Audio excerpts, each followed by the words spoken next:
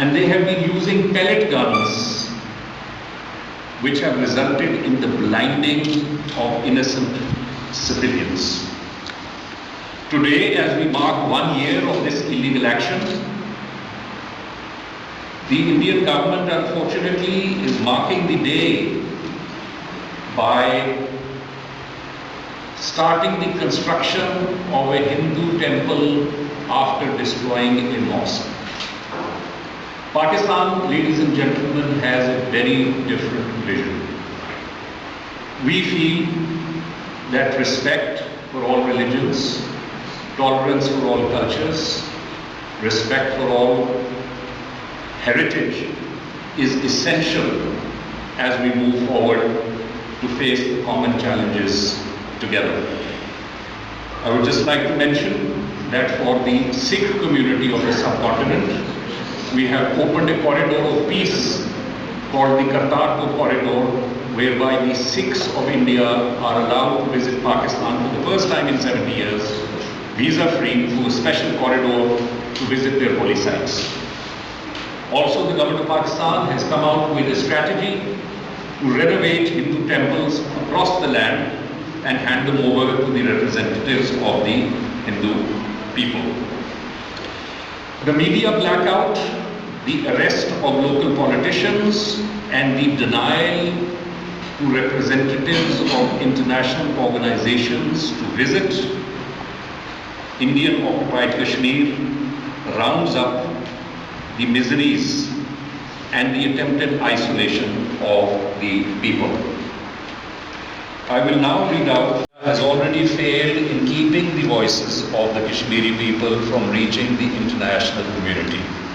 Now India will fail in forcing its majoritarian Hindutva mindset on a people unwilling to compromise on their just rights and fundamental freedoms.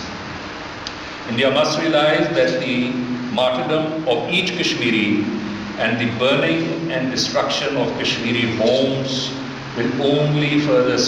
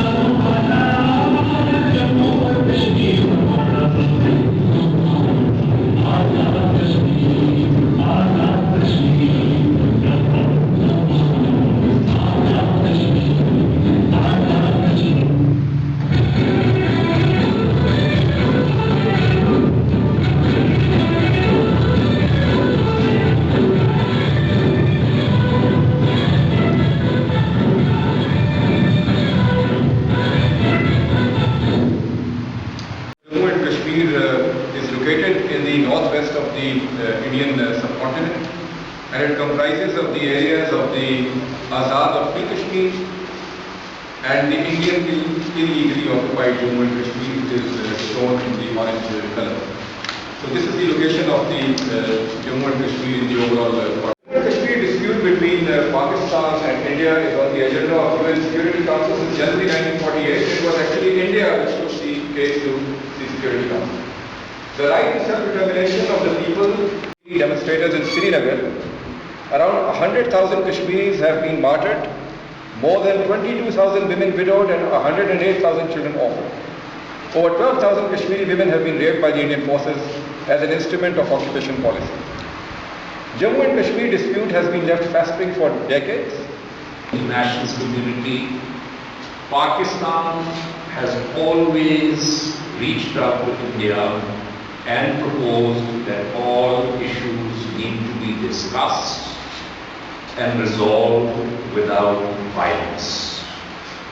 Because violence, as they have discovered very recently, is a very sharp sword which cuts both ways. At the moment, India is in an The 5th of August is being commemorated as a day on which illegal action has been taken by India. They have violated international law. They have violated Security Council resolutions, and they enforced a military siege and crackdown on 8 million people. Today, in Indian military occupied Kashmir, there are 900,000 troops. For every 9 men, women and children, there is one armed soldier standing on their head. Over the last 20 years, 100,000 people have been killed. There have been blindings and disappearances.